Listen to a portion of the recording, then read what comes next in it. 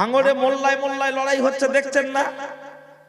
খবর খুললেই ভাঙড়, এ মারছে ও মারছে, এ মারছে ও মারছে, সব সময় মিডিয়ার সামনে।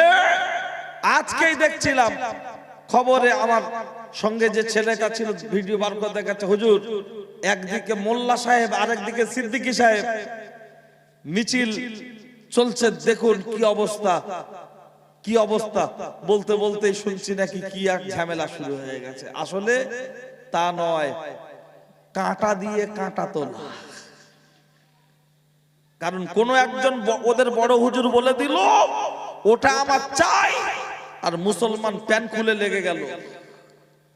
কিন্তু সেটা নয়, মারবো আমি, মরবো, মরবেন আপনি, মারবেন আপনি, মরবো আমি।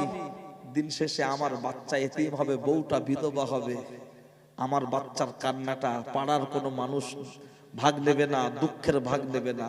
তাই অনুরোধ করছি, নিজেরা ভাবতে শিখুন, একে অপরকে এভাবে অন্যায়ভাবে জুলুম করবেন না।